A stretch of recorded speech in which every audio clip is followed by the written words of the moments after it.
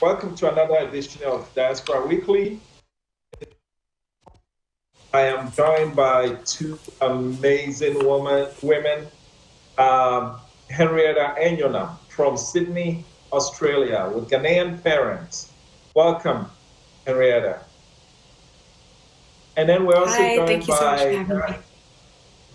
we're also joined by Mary Apollo from South Sudan, but living in Richmond, Virginia, in the United States. Welcome. Welcome. Thank you for hosting. Okay. First of all, I'd like to extend a special thank you to Henrietta. Henrietta has been the most patient interview subject that I've ever come across. So thank you. Let's get going. You ladies come in with really, for your age, you've done some great things. And usually on a show like this, I should introduce you properly with your accolades. But at Diaspora Weekly, we do it differently. We let you speak for yourself. Tell us about yourself. And so, Henrietta, I'll start with you. Who is Henrietta? Okay. I am 21 years of age. I am an international relations. I did that at the University of Sydney. I work at an organization called Multicultural Youth Affairs Network. Basically, we're an organization that advocates with and on behalf of young migrant and refugee young people. So the young people that we get to work with, they're all passionate about social justice, social change, climate change, things like this, racial injustice. And I'm also an actor as well. You also know what?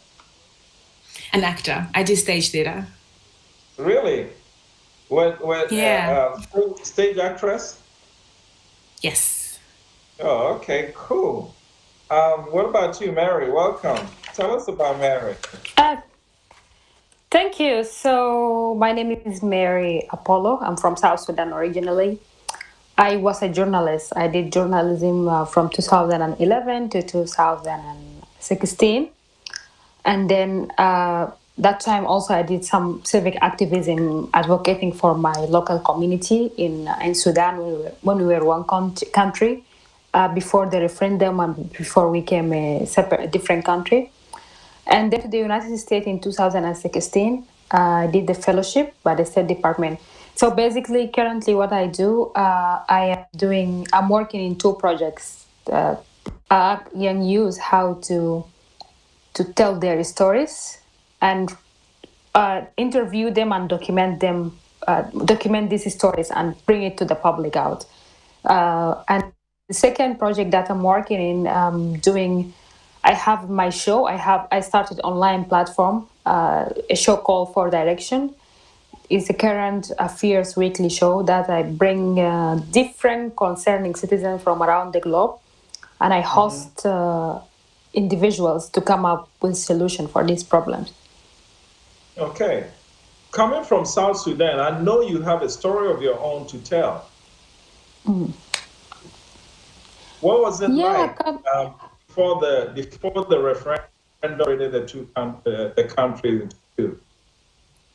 Yeah, before the referendum, I was born in Sudan and I grew up there. All my life were there, and my experiences. And Sudan is where I learned how to do everything and make connections, make relationship, have that cultural and social connections. For me, as a young girl, I experienced a lot of political issues and cultural barriers that I have been through. Like we were not expecting as first-class citizens. There is a lot of injustice that was taking place in the public space and the political system and in socially, because where the region I was coming from, and even most of the opportunities that were not given to the people who were like me, who are coming from the southern part. Yeah, but it's also I was able to go through a lot of challenges as a young girl. Started from the household up to the society, and then until when after I graduated then I went to the public environment to get a job or to get a work, because as a young girl there, they are not expecting you to step out of your comfort zone to do some work outside the house.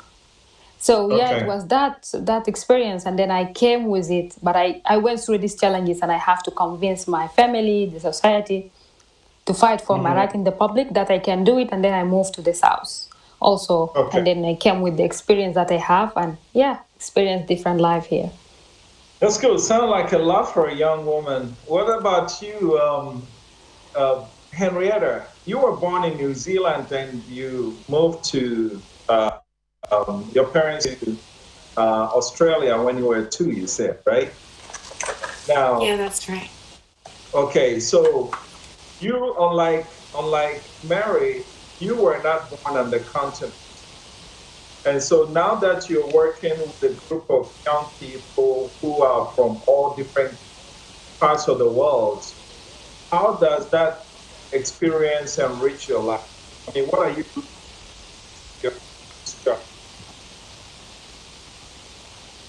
Sorry, I missed the last part of the question. What are you learning from your current job right now, where you're meeting different young? Yeah, absolutely. You're right, absolutely. I was born in New Zealand and moved to Australia, Sydney, where I live now, when I was 2 years old. And so a lot of the experience that I had experienced was quite sheltered in comparison to other people that I get to work with now. And so I've heard different stories, many stories similar to your own as well. I've met people who, have had to fled war. I've met people who, as young women in their countries, were not able to pursue the things that they wanted to pursue, things that were on their heart. I've met young people who are super passionate about social injustice, and who had experienced, different things within their country that they here in Australia now are advocating on behalf of and fiercely doing so. So that definitely enriches me. It grounds me. It teaches me as well. I'm constantly learning from the young people that I get to work with. What are you learning from them? As at least as regards, I mean, when compared to, you said it yourself, your life, you feel sheltered a little bit. And so when you relate to people who have gone through quite a bit, what do you learn from them? Yeah. Well, it increases your empathy naturally. It increases your empathy. It shows you a world outside of yourself. It grounds you and shows you that, the world is so much bigger than what you know. It causes me personally to be more curious as well about the past, the present, and the future as well. When I speak to these young people and they tell me what had happened in their past, it only leads me to think about all the things that they'll be doing in the future, and that also gives me hope. So these are all the things that I'm learning, and all the ways that their lives are impacting me. Yeah, okay. So, Mary, the South Sudanese story, right? At the turn of the century, I was with an organization in Houston, and we were exposed to some South Sudanese who had come to Houston as refugees. And some of them were telling stories about walking on foot all the way from South Sudan to Kenya. Familiar with those types of stories? And do you know anyone embarked on that journey?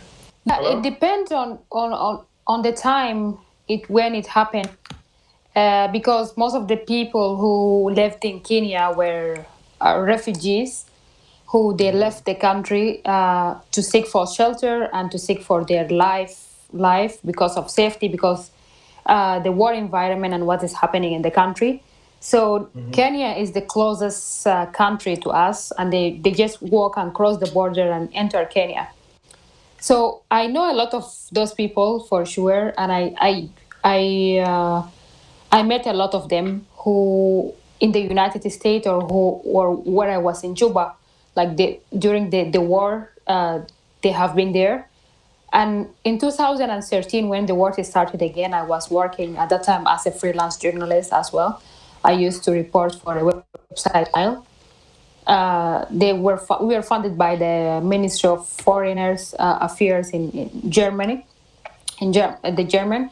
So basically, we took a trip for a training in Kenya, and I was working in a project for women who face gender-based violence, gender-based violence during the war. And I was able to also work with some cases of those people who are living there in the camp, women who face the gender GBV in the camp and inside the country. So I work in that project. And when I came in the United States to do my fellowship, continue doing the same work, the same project I started doing in 2013.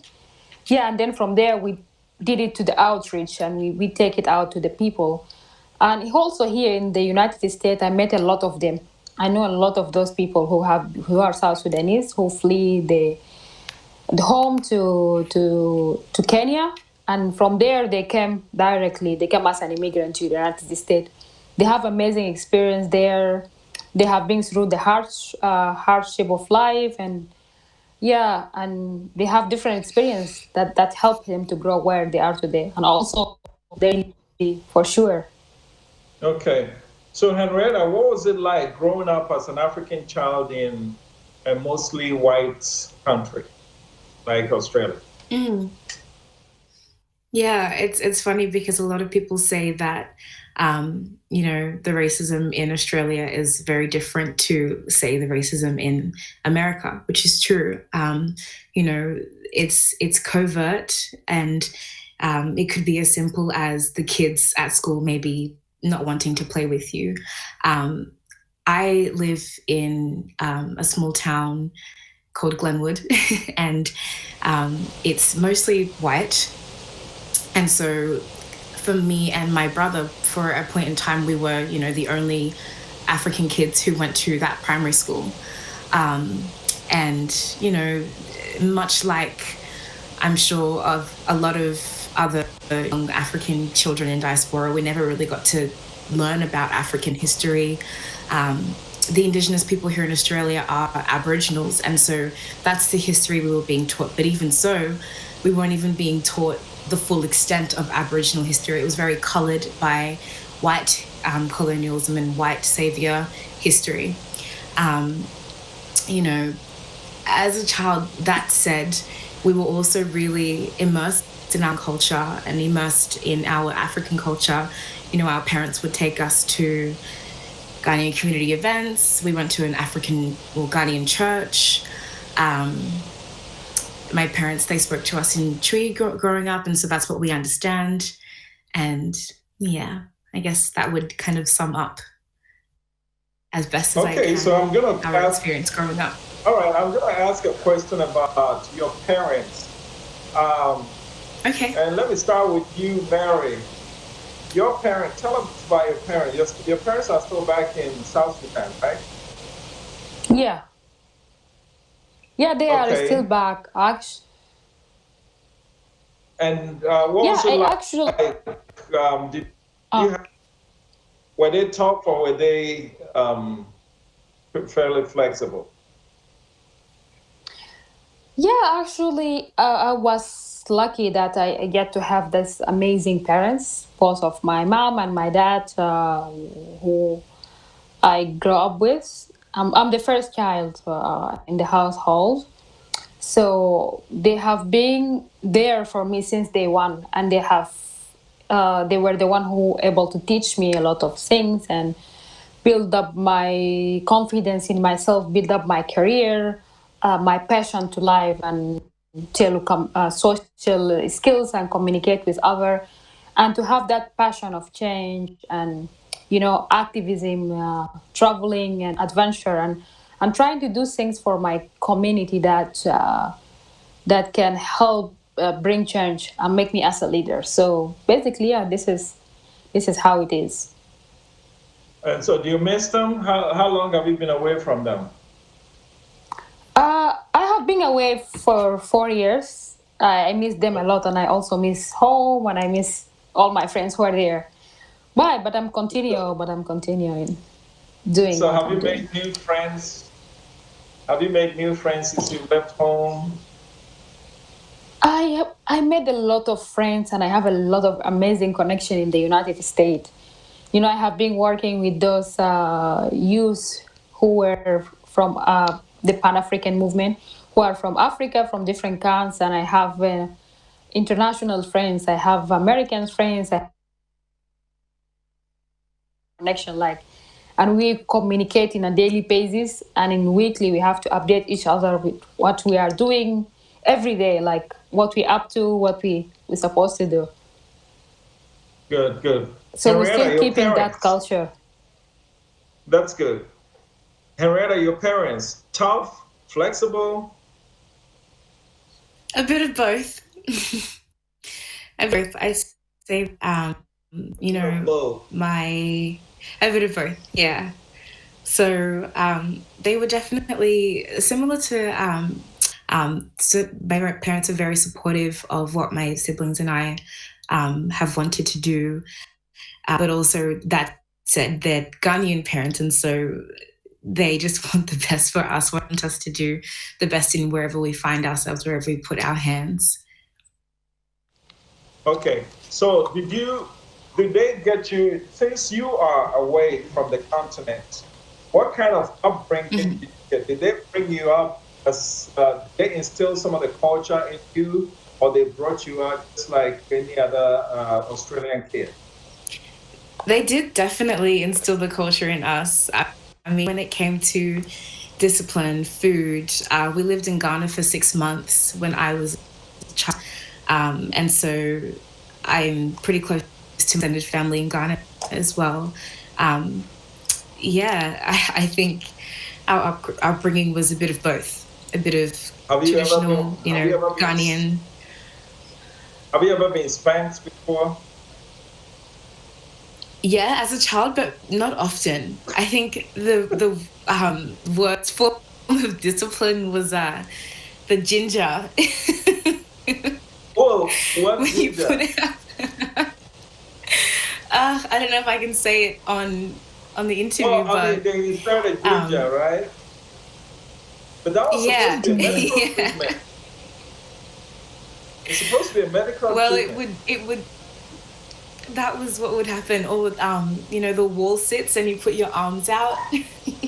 Uh-huh. All these forms of discipline. What kind of discipline did you get, Mary?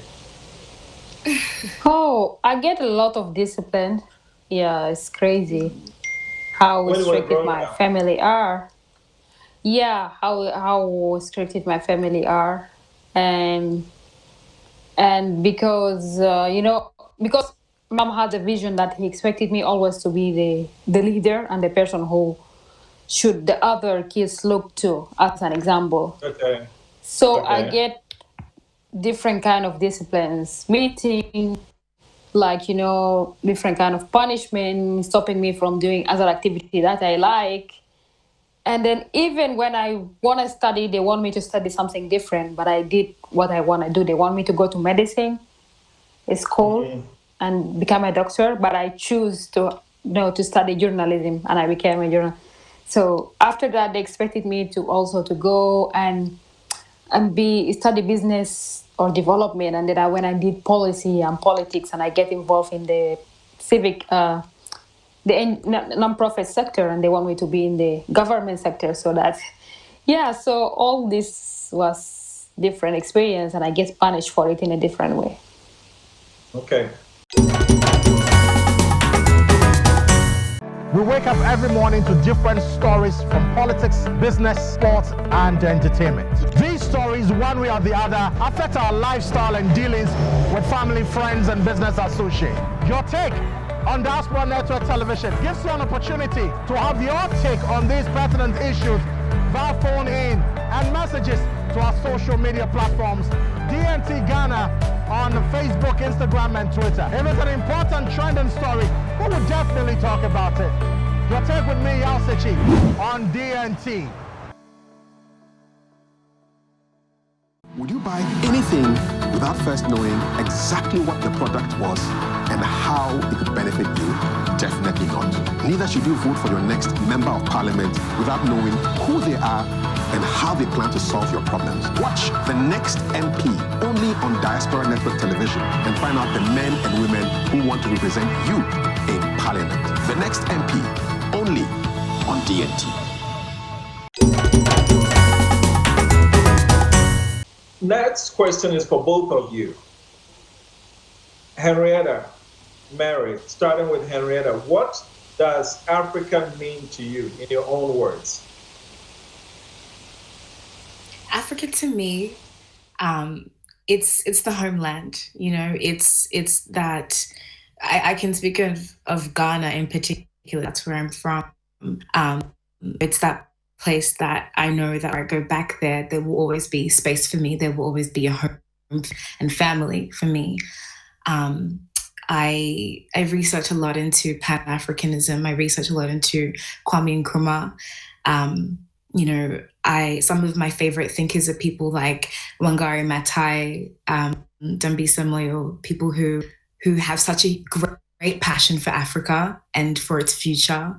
And so naturally, that's what I gravitate to, people who do have this amazing vision for Africa and who want to see the best for our development. So Africa actually means to me everything. It means to me the home, where I feel and where my belonging is, where there is these great valleys, there is the land, there is the people, there is the love, there is the development, the future that will be different from now to the upcoming generation. So it's basically everything. So a writer, so when I write, I like to write about Africa and how it makes me feel comfortable there. If you had to choose another African country as home besides your own, which one would it be? Mary? And by the way, before you answer that, because we have Sudan and Ghana on here, those two countries are off the selection menu. Besides those two countries, which other country would you like to go home, Mary? Everywhere, but I prefer to say the Congo, DRC. DRC, okay. Congo. What about DRC that intrigues you? Yeah, it's mostly, I feel like the culture that they have. It's the land, and DRC is the most of the richest country in the continent, and where Africa can be dependent on the future. And it's also the people, the nice people, the culture, everything that they have. I like the Congolese culture, the Congolese people, and how they are open to other nationalities in the continent. All right. What about you, Mary? If you had to call a different African country as home besides Ghana and Sudan, South Sudan, which one would you? Oh goodness me. I mean, anywhere in West Africa. I think the beauty of Africa in general is the fact that our warmth and our love is very quite similar. So either anywhere in West Africa, maybe Nigeria or Mozambique. Mozambique is in the south, though, right? It is in the south, yeah. So outside of West. So within the West, I'd choose Nigeria, and outside of the West, I'd choose Mozambique. Why those two countries? And by the way, Mary, do you see what just happened? One thing just happened. We're not going to go to a buffet with Mary because we asked her to choose one country. She chose two. So if we take her to a buffet dinner, she'll choose two men. But anyway, go ahead. What about those two countries intrigue you the most? I'll start with Nigeria. I think they're so similar to Ghanaians. I know this is very biased. This is a very biased choice, but they No, are no, so we know similar. what you feel about Ghana. No, we know what you feel about Ghana. I'm saying, what about Nigeria and Mozambique that increase? Yeah. So Nigeria is very, very similar to Ghana's culture, but also the land is just beautiful. I'm a city girl, and so I love the hustle and bustle of the city. And so Lagos would be where I would live if I lived in Nigeria. But also Mozambique, their land is gorgeous. The shores, the beach. That's also very similar to Australia. And so, yeah, I think I'd get the best of both worlds with those kinds. In what way do you see yourself contributing to Africa's development? Henrietta, let me start with you. In what way do you see yourself contributing to Africa's development? Yeah.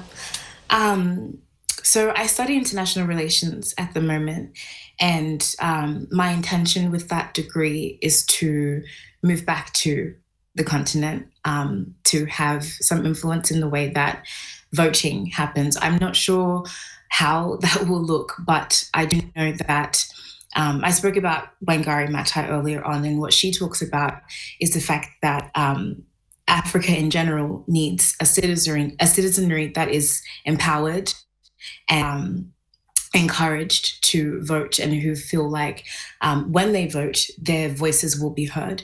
And so with my degree, I'm hoping to have some sort of influence within Ghana in particular, more in particular, and the citizenry, and just to see a massive change in the way that our governments run, so that, it can develop and change for generations to come. Okay, very good. What about you, Mary? In what way do you see yourself contributing to Africa's development? Okay, so currently, basically, what I do with the African youth here in the diaspora, I campaign and mobilize the youth who are from African descent in the diaspora to be part of the development movement back in Africa, to Pan-Africanism and to be part of the development. So this is what I do right now. I talk to them, I give them session, motivate them to be part of that work. So this is what I'm doing, and this is what I will be continue doing. And yeah, just be moving back to Africa and start doing my own project and working in my own platform also to develop youth and to bring change to the continent. Okay, next question is also... Another thing. Okay, go ahead. I just want to add one more thing. It's crazy, and it's actually beautiful, the fact that a lot of us in diaspora are passionate to move back to the continent. Mary, what you just said resonated with me. It's crazy because there was a point in our lives, speaking on behalf of some Australian young people that I know, where we would have never envisioned ourselves moving back to Ghana. But there's this movement right now, there's this passion right now to see the continent and to see our countries rise. And that really excites me. Very good. The next question is about him. When I say him, as young ladies, you know what I mean. If the young man walks in and you like him, does it matter what country he comes from? Married? No. Are you sure? What about your parents? Would your parents allow you to marry someone from, say, South Africa or Malawi?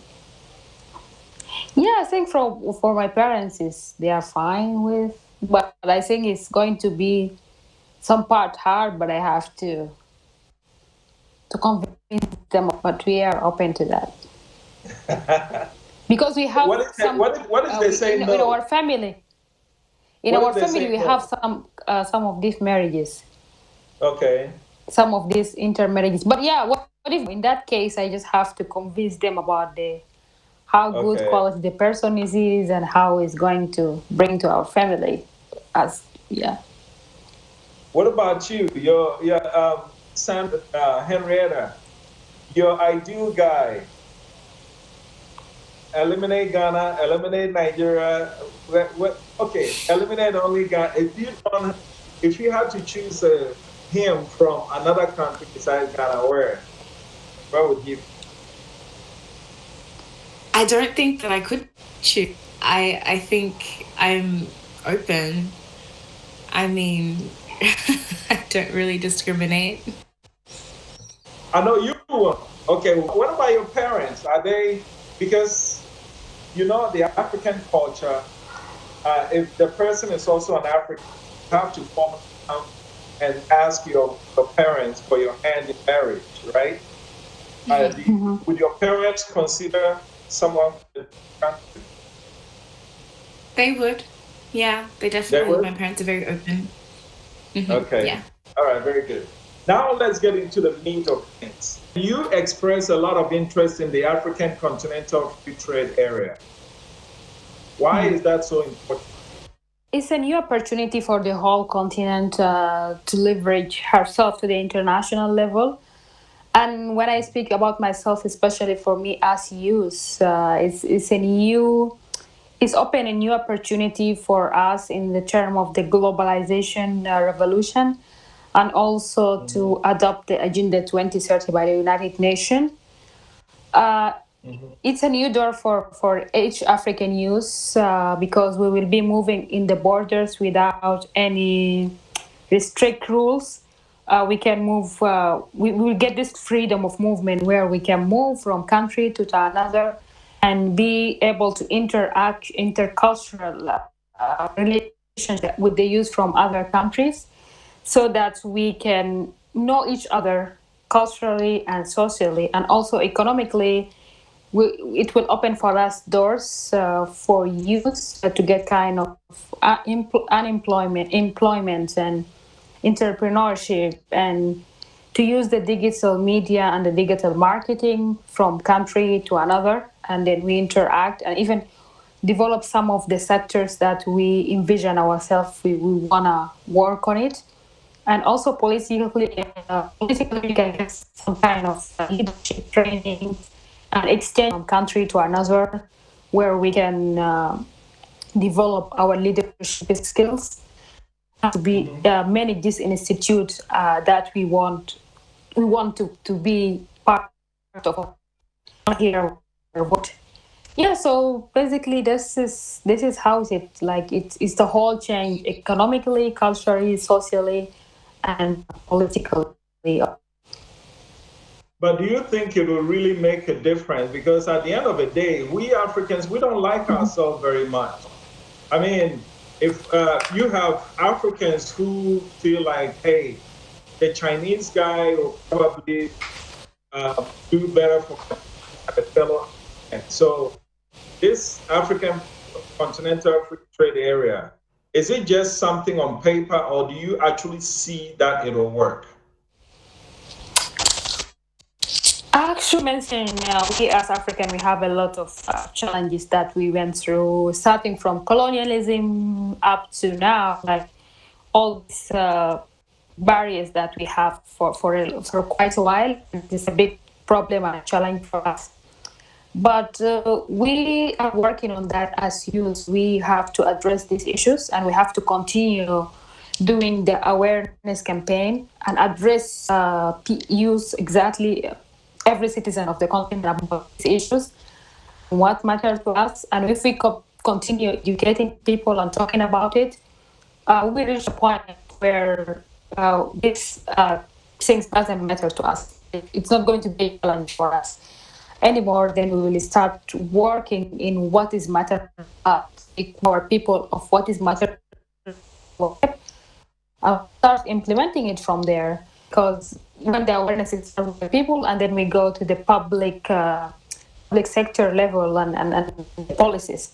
So the government have to make sure that they're working this agreement to serve the people of the continent and not to serve other interests of the people from outside, and to design what is the best for us. Like, this decision have to come from us.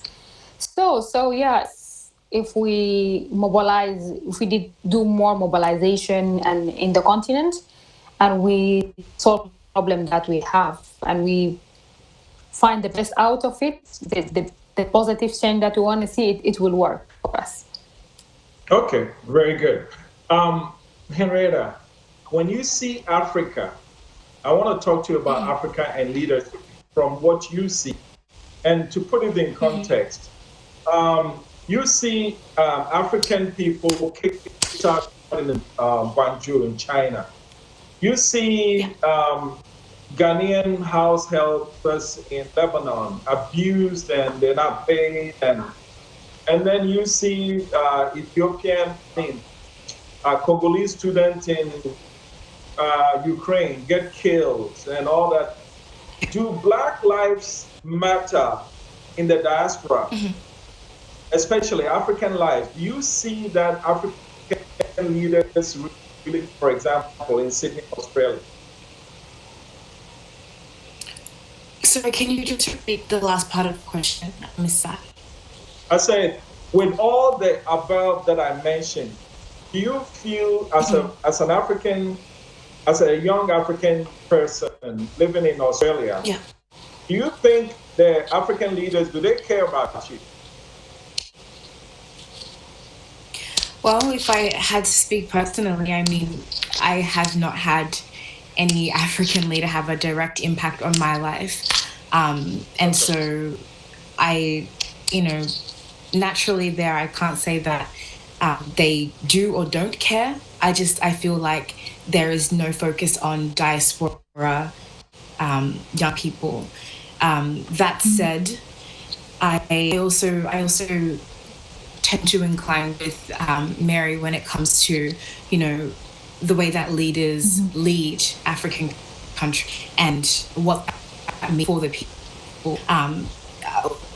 To what you said about how Africans were treated in Guangzhou, it just takes me back to the Bandung Conference in 1955 when African leaders, Asian leaders came together for a conference, and it was all about economic prosperity. It was all about seeing both continents rise. And a lot of African countries love to talk about the fact that Asia-Africa relations are very positive, are very beneficial. However, that's not trickling down to the citizenry. There is distrust amongst Africans and Asians, which means that we see things like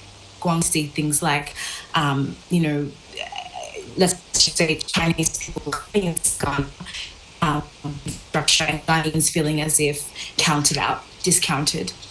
And so we see a lot of that, but on the government level, we see positive relations between African leaders and Asian leaders.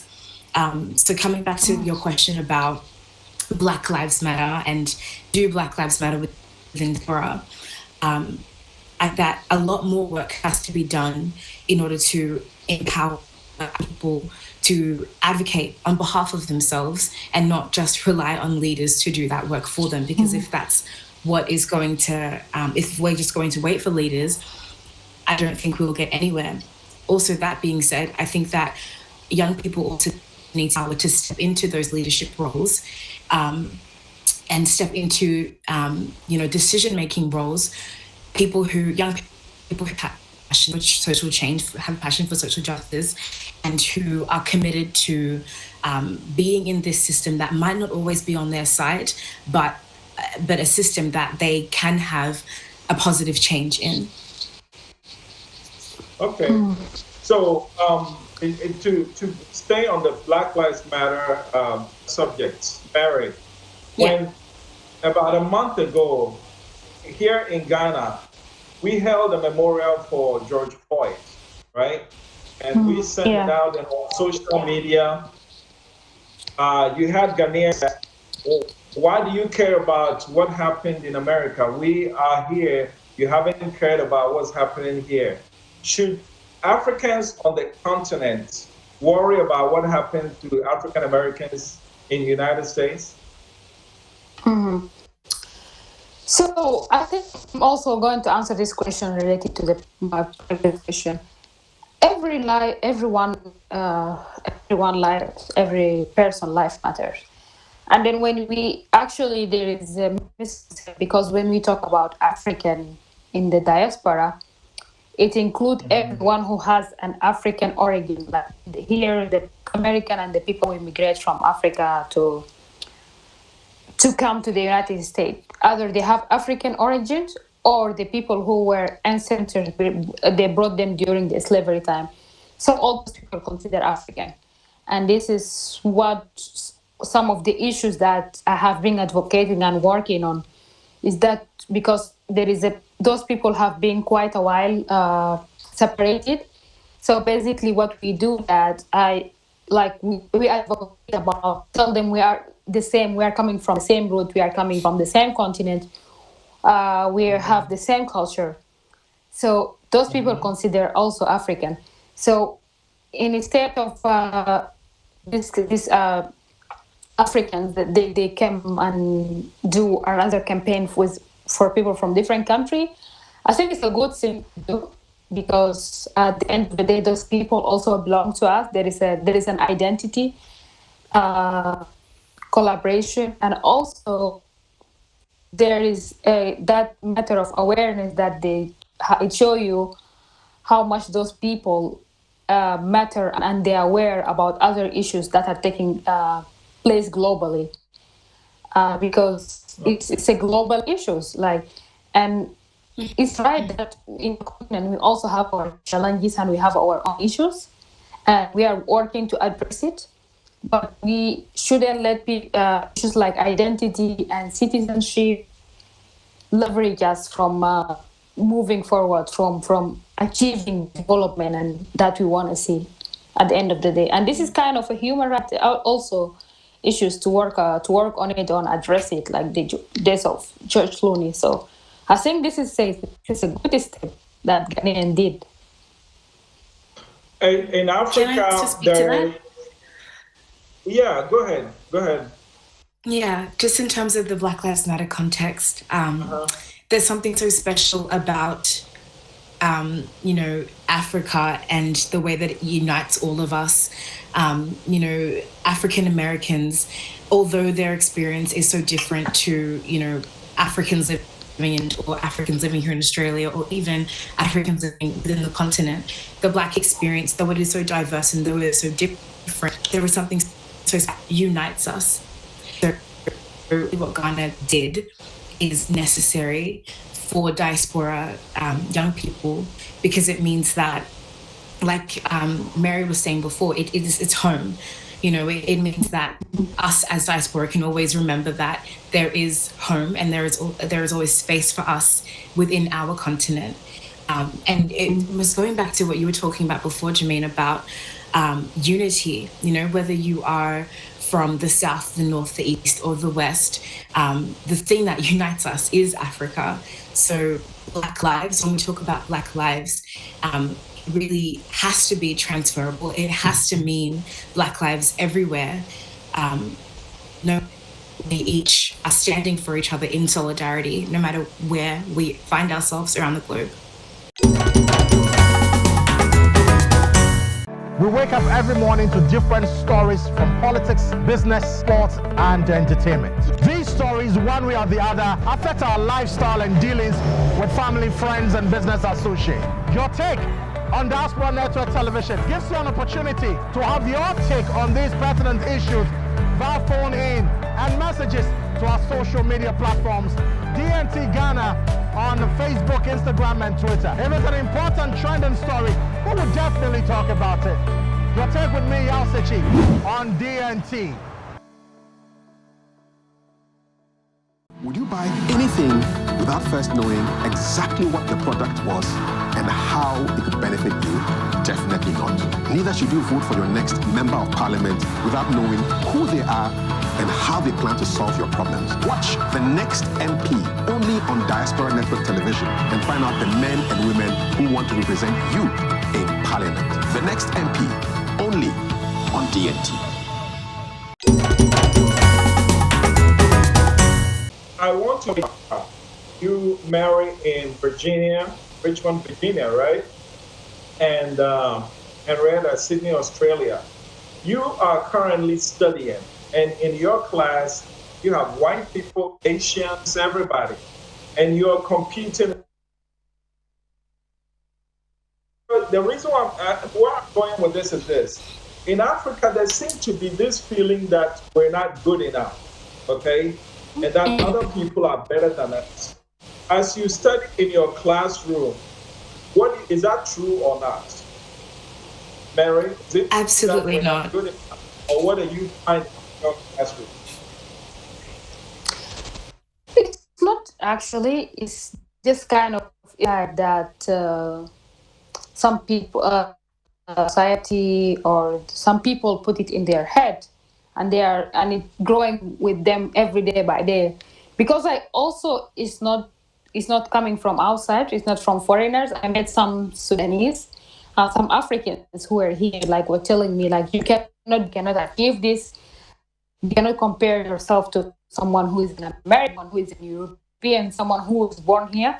They already have that skills now since they were grown ups. They teach them in school, they teach them at home. So you will not be able to achieve it. So, but at the end of the day, I always tell them, no, I have the skills, I have the ability, and I can do it. You have to start doing it. It's just kind of a stereotype, and it's not right. And yeah, so the best way to overcome it is to try to know the skills that you have and try to get the work done. And then from there, because a little, then we will change this stereotype that's taken misconcept around the people. Okay, Henrietta, do you feel inadequate with other people? Never, never. My parents did not instill that into us. They did not ever tell us that we were lesser.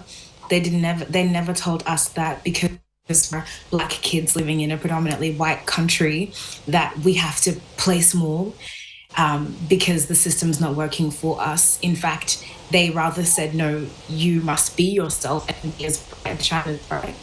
And I think that the biggest lie that black kids around the world are being told is the fact that they are lesser, which is absolutely false.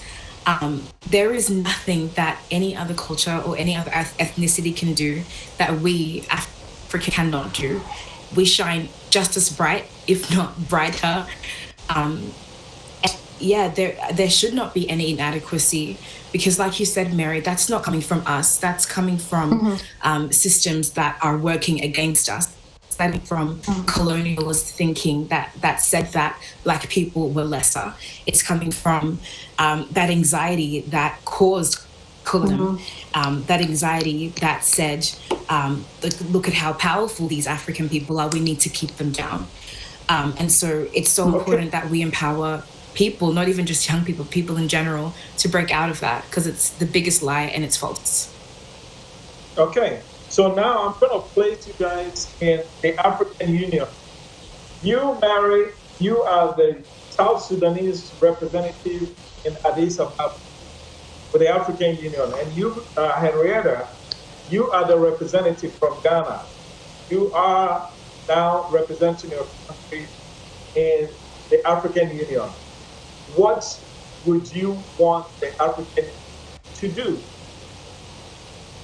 Mary, let's start with you. What I want the African Union to do, as a youth, and I'm speaking of my people in my generation, I need them to give a youth more opportunities to be part of the decision making in different institutions in all these 55 countries.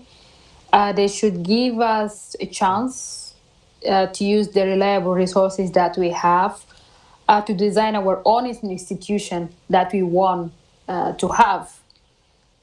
For example, if it's like now, right now with the COVID, we need of the management, humanitarian disaster response institution. In case if there is a disaster happening in the future, we will be able to go there to do research and to know the indication that is there and what policies we should be doing. So they should give us that chance to be part of the leadership and the decision making, and use our reliable resources that we have to make that positive change that we want as youth, and have voice on this government, on the different government systems. Henrietta, what would you propose to the African Union? I think my message would be twofold. To the African Union, I would say everything that Mary had said, but also that we must tap into our own potential as well, rather than relying so deeply on, aid and be quite dependent on other more developed countries. I believe that we can also gain that development ourselves, but not to say that is that we would be separate from having allies and gaining help in a more beneficial way for us, because absolutely that's just the way relations between countries work. We must work together, but in saying that, we cannot play small. We have to tap into our own potential. We have to bargain so that it is in our best interests and not the most convenient for the leader who is in charge. And my second piece of advice would not be to the union, but to be to the young people. I would encourage young people to step into those roles. Don't feel like because they are so rigid and because they are so deeply ingrained in the way that things have always been done. Don't be intimidated by that. Step into those roles if you have a passion, and shake things up. And I guess I would go back to the union to say, allow them to come in. Very good. And that was you. So you answered my next question, and so I'll move to Mary. What message do you have for young people your age on the continent right now? Just to believe on themselves, and we must unite and mobilize through the transformation that we want to achieve, and we want to see ourselves on it, because the world is developing globally, and there is this kind of transformation movement that is taking place globally, and starting from the continent, Sudan, Burkina Faso, Mali, Egypt. So we have to unite with all those youth who are in different countries and work together continually and globally. And then we shouldn't let issues like identity, citizenship, lack of experience, lack of resources leverage our ability and our creativity to achieve what we want to do and to bring the best out of us. That's good. So we're going to try to bring it to an end, but I want you to now look in the future. What do you see Africa in the next 5 to 10 years? Henrietta? In the next 5 to 10 years, acknowledging that change is a long game and that things do not happen overnight, I'd love to see more young people from Diaspora moving back to the continent, whether time or whether it is part-time, but moving back to the continent and investing into them through their businesses, through their creativity, through their ideas. I'd love to see that. It doesn't have to be on a government level. It can be on an entertainment level. It could be on a sporting level, be on a business level. Just more people in the continent, in Ghana, investing in us. I'd love to see that. Very good. Mary? What do you see for 10 years from now? Okay, I would see that that continent that transformed their development, transformation, and revolution that over the continent, and technology is part of it. And most of the youth are in the decision-making position, and the continent should open more opportunities to the people in the diaspora. Should be part of that movement for sure, and the continent should open an opportunity also for development, and we will have that qualified leadership that can go outside and teach the people and address the people. And also Africa should be leading the world and the economic development for the globally. Okay. Yeah. I'd just like to speak to that just quickly.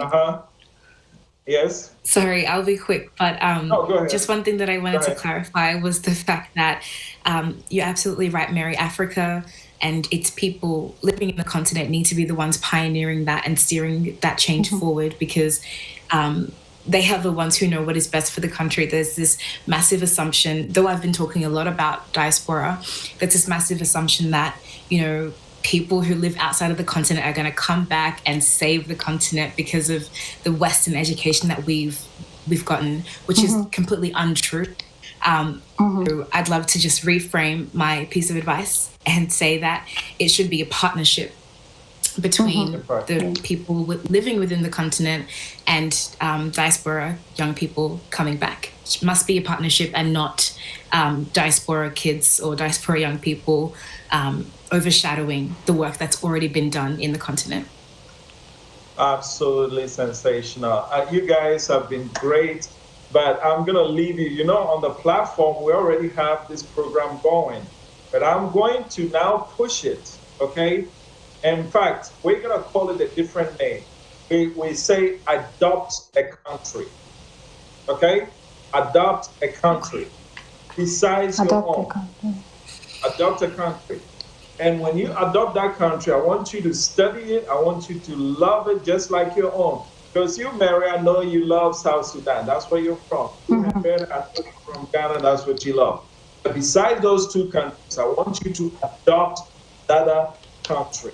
All right? Okay. Do I have your commitment? Do I have your commitment? You do. Yeah. Okay. Sure. So you're going to study that country.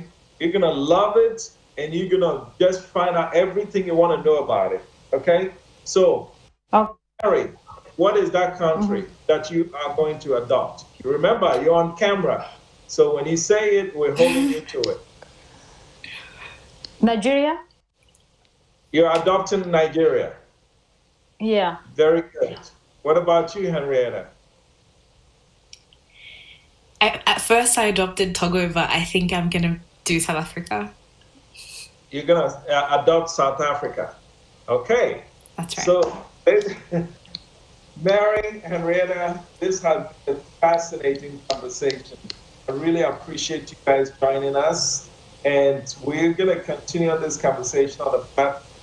But I really I want to thank you for joining us on Diaspora Weekly, focus on the diaspora millennium. All right?